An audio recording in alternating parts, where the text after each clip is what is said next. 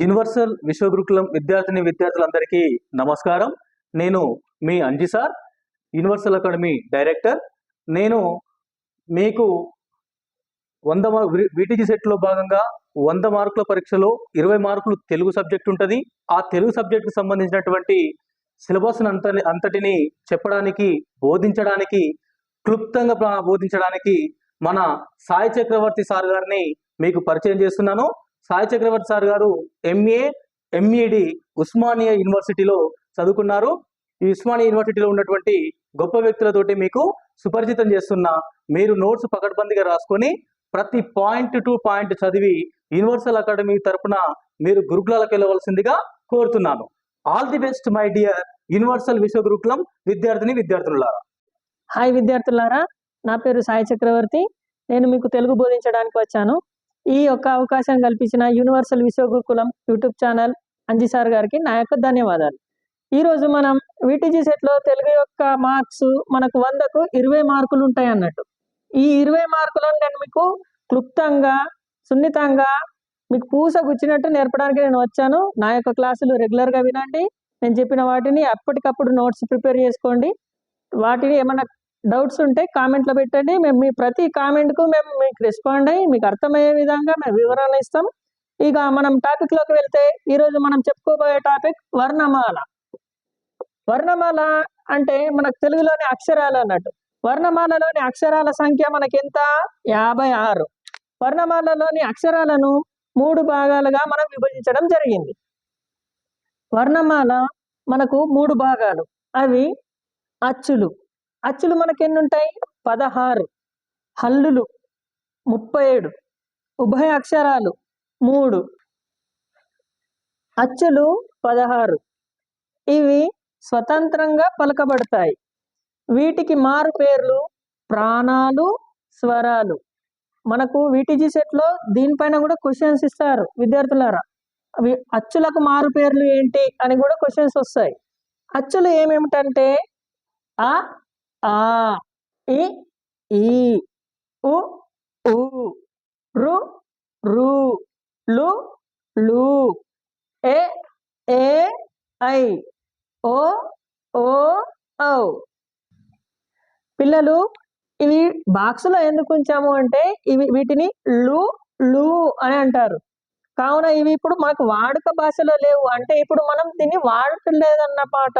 రాయడంలో కానీ చదవడంలో కానీ మనం వాడట్లేదు. కాబట్టి వీటిని సపరేట్గా డబ్బాలలో ఉంచడం జరిగింది.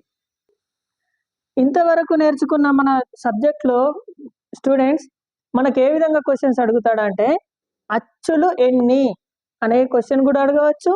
అచ్చులు ఏ విధంగా పలకబడతాయి అని కూడా అనొచ్చు. ప్రాణాలు అని వేటిని అంటారు? అచ్చులను అంటారు. ఈ విధంగా కూడా క్వశ్చన్ అడుగుతారు. తర్వాత కొన్ని అక్షరాలు ఇచ్చి ఆ, ఈ, ఔ, రు వీటిని ఏమని పిలుస్తారు? అచ్చులు అని పిలుస్తారు. ఆ విధంగా వివిధ రకాలుగా క్వశ్చన్లను అడుగుతారు. ఏ విధంగా అడిగినా మనం పెట్టేటట్టు నేర్చుకోవాలి. అచ్చులు మనకు 16 ఉంటాయి కదా, వాటిని మళ్ళీ తిరిగి 2 రకాలుగా విభజించడం జరుగుతుంది అన్నట్టు. అవి ఏంటి అంటే హ్రస్వ అచ్చులు. అవి 7. ఏంటంటే అ, ఇ, ఉ, రు, లు, ఏ, ఓ. ఇవి ఏంటంటే తక్కువ కాలంలో పలకబడుతున్నాయి. మిగతాది దీర్ఘాచ్చులు అంటే లాగి పలకబడేటివి. ఇవి 9 అన్నట్టు. ఆ, ఈ, ఊ, రు, లు, ఏ, ఐ, ఓ, ఔ. ఇప్పటి వరకు మనం అచ్చులు నేర్చుకున్నాం కదా. ఇప్పుడు మనం హల్లులు అనే టాపిక్ నేర్చుకుంటాం. హల్లులు మనకు మొత్తం 37. హల్లులు అచ్చుల సహాయంతో పలకబడతాయి. అంటే అచ్చు యొక్క సహాయంతోనే హల్లు పలకబడుతుంది. అది ఎలాగా అంటే, ఇప్పుడు ఒక క అనే హల్లు, దీన్ని పలకాలంటే కు మరియు అచ్చు యొక్క సహాయం తీసుకోవాలి అన్నట్టు. కు ప్లస్ ఆ అనేది కా అనే హల్లు అవుతుంది అన్నట్టు. ఈ కా అనే హల్లు పలకడానికి ఏది సహాయం చేసింది? అచ్చు సహాయం చేసింది. కాబట్టి హల్లులు అచ్చుల సహాయంతో పలకబడతాయి. హల్లులకు మారు పేర్లు కొన్ని ఉంటాయి అన్నట్టు. మనకి ఇప్పుడు అచ్చులకు మారు పేర్లు చూసాం కదా, ప్రాణాలు, స్వరాలు అని. అదేవిధంగా హల్లులకు మారు పేర్లు ఏంటంటే ప్రాణులు. అచ్చులకు మారు పేరు ప్రాణాలు. హల్లులకు మరొక పేరు వ్యంజనాలు. హల్లులకు మారు పేర్లు రెండు ఉంటాయి. అవి ఏంటంటే ప్రాణాలు, వ్యంజనాలు. ప్రాణులు, వ్యంజనాలు అన్నట్టు. హల్లులు అదే అచ్చులకు ప్రాణాలు, స్వరాలు. మీరు డిఫరెన్స్ చూసుకోవాలన్నట్టు. ప్రాణులు, వ్యంజనాలు అనేది హల్లులకు, ప్రాణాలు, స్వరాలు అనేది అచ్చులకు మారు పేర్లు అని. అయితే హల్లులు ఏమిటంటే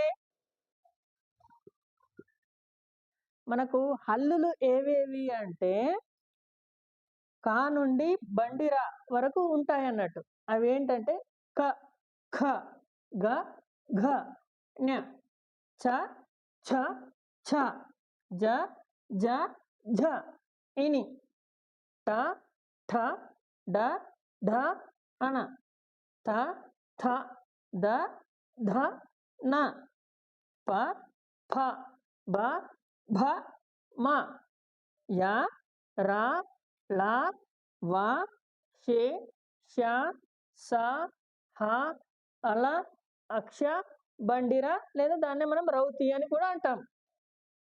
అయితే మనం ఈ హల్లులలో ఈ రెండిటికి ఎందుకు బాక్స్ చేసాము అంటే ఇప్పుడు మనం ఇందాక చెప్పుకున్నాం అచ్చులలో లు, లు అనేవి వాడుకలో లేవు అన్నట్టు. అదే విధంగా హల్లులలో కూడా ఇచ్చ, జాలు వాడుకలో లేవు. అదే విధంగా క్ష అనేది హల్లు కాదు. కావున దానికి ఇది ఒక మనకు సంయుక్త అక్షరం కిందికి వస్తుంది అన్నట్టు. అందుకే ఇది హల్లు కాదు. దీన్ని మీరు గమనించగలరు. హల్లులు మనకు కా నుండి బండిరౌతి వరకు ఉంటాయని నేర్చుకున్నాం కదా. ఇందులో మనకు వీటిజీ సెట్లో ముఖ్యంగా అడిగేటి పరుషాలు ఏంటి, సరళాలు ఏంటి అని. పరుషాలు అంటే ఏంటంటే క, చ, ట, త, ప ఈ మొదటి 5 అక్షరాలను పరుషాలు అని అంటారు. సరళాలు గ, జ, డ, ద, బ. గజడ దబలను సరళాలు అని అంటారు. ఏంటి పరుషాలు? పరుషాలు క, చ, ట, త, ప. సరళాలు ఏంటి? గ, జ, డ, ద, ప. వీటితో పాటు ఇంకా కూడా ఉంటాయి. ఏంటంటే అవి స్థిరాలు. పరుష సరళములుగాక మిగిలినవన్నీ స్థిరాలు అన్నట్టు. ఈ డబ్బలో ఉన్నాయి కదా పరుషాలు, సరళాలు. ఈ రెండుకి మినహాయించి మిగతా ఏవైతే ఉన్నాయో అవన్నీ స్థిరాలు అని మనకు అర్థం. ఏంటవి స్థిరాలు? అవేంటి? పరుష సరళాలు కాకుండా మిగిలినవి స్థిరాలు అన్నట్టు. ఏంటి? పరుష సరళాలు కాకుండా మిగిలినవి స్థిరాలు అని. ఈ హల్లులలో ఇందాక నేర్చుకున్నాం కదా పరుషాలు, సరళాలు అని. వాటిని మహాప్రాణాలు, అల్ప ప్రాణాలు అని కూడా అంటారు. ఇది మనకు మెయిన్గా వచ్చే క్వశ్చన్ ఏంటంటే ఇందులో అల్ప ప్రాణాలు ఏంటి, మహాప్రాణాలు ఏంటి? అల్ప ప్రాణాలు ఏంటి? ఇందులో అల్ప ప్రాణాలు అంటే తక్కువ శ్వాసతో పలికేటి అన్నట్టు. ఏంటి? కచట తప్పలు, గజట దెబ్బలు. పరుష సరళాలే అల్ప ప్రాణాలు అన్న. అవేంటివి? అల్ప ప్రాణాలు కచట తపలు, గజడ దెబ్బలు. ఏంటి? క, చ, ట, త, ప. గ, జ, డ, త, బ. ఇవన్నీ ఏంటి? అల్ప ప్రాణాలు అన్నట్టు. ఈ అల్ప ప్రాణాలు మనకి ఎన్ని ఉన్నాయి? మొత్తం 10 వస్తాయి. అందులో 5, ఇందులో 5. అల్ప ప్రాణాలలాగే మహాప్రాణాలు అని కూడా ఉంటాయి. ఏంటి? మహాప్రాణాలు. మహాప్రాణాలు అంటే ఏంటి? ఈ మిడిల్లో అన్నట్టు. ఖ, ఘ, ఛ అంటే ఈజీగా కింద జఠం ఉన్నాయన్నీ మహాప్రాణాలని ఈజీగా గుర్తుపెట్టుకోవాలి. ఏంటి? ఖ, ఛ ఇలా రథం, క, చ, ఠ, థ, ఫ. గ, నెక్స్ట్ జ, ఢ ధ భ. మహాప్రాణాలు అనేటి ఈజీగా గుర్తుపెట్టుకోవడానికి కింద జట్కాలు ఉంటాయి కదా, అవి మహాప్రాణాలు అని అనుకోవాలి. అల్ప ప్రాణాలు, మహాప్రాణాలు, వీటి మీద మోస్ట్ ఇంపార్టెంట్ క్వశ్చన్. ఇందులో కూడా మోస్ట్ ఇంపార్టెంట్ క్వశ్చన్స్ వస్తాయి. మహాప్రాణాలు కూడా ఎన్ని? 5, 5, 10. అల్ప ప్రాణాలు ఎన్ని? 10. అంటే మన క్వశ్చన్ ఎట్లా వస్తాడంటే, ఇందులో ఇచ్చిన అక్షరాలలో మహాప్రాణం ఏంటి, అల్ప ప్రాణం ఏంటి, ఆ విధంగా గుర్తుపెట్టుకోవాలన్నట్టు. ఇవి పరుషాలు, సరళాలు. అదే విధంగా ఇవి అల్ప ప్రాణాలు కూడా. ఇవి మహాప్రాణాలు ఖ, ఛ, ఠ, థ, ఫ. అట్లా కింద జటం ఉన్న ప్రతిదీ మహాప్రాణం అనే మనం గుర్తుంచుకోవాలన్నట్టు. ఈ అల్ప ప్రాణాలు, మహాప్రాణాలమైన చాలా రకాల క్వశ్చన్స్ వస్తాయి అన్నట్టు. ఏ విధంగా అంటే, ఫర్ ఎగ్జాంపుల్ అల్ప ప్రాణంతో మొదలయ్యేది ఏంటి? ఎగ్జాంపుల్ కలం, ఇంకొకటి ఖడ్గం. ఇలా ఖడ్గం.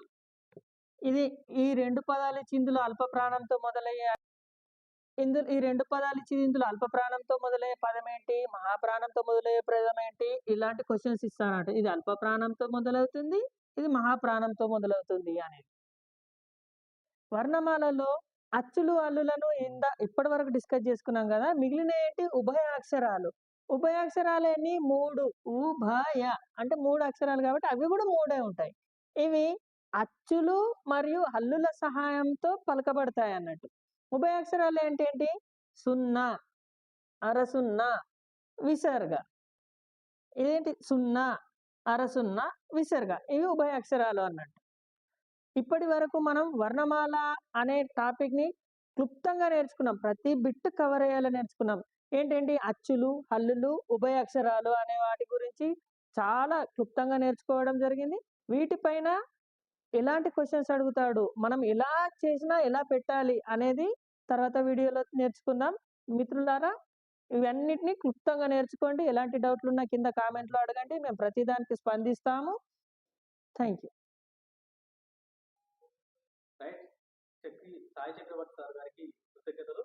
మేము పిలవంగానే వచ్చి మీకోసం, మన కోసం, మనందరి కోసం క్లాసుని క్లుప్తంగా వివరించుంటూ వర్ణమాల అనే టాపిక్ లోని అంశాలని ప్రతి ఒక్కదాని అచ్చులు కానీ, హల్లులు కానీ, ఉభయాక్షరాలు కానీ వీటన్నిటిని క్లుప్తంగా వివరించుంటూ, పిల్లలు మీరు కూడా జాగ్రత్తగా నోట్స్ రాసుకొని వాటికి సంబంధించిన ప్రశ్నలు సార్ రేపటి క్లాసులో మీకు చెప్పదలుచుకున్నాడు. సో ఆ క్లాస్ కోసం వెయిట్ చేయండి. మన యూనివర్సల్ విశ్వగురుకులం అనే యూట్యూబ్ ఛానల్ని షేర్ చేయండి, సబ్స్క్రైబ్ చేయండి, లైక్ చేయండి, కామెంట్లు పెట్టండి.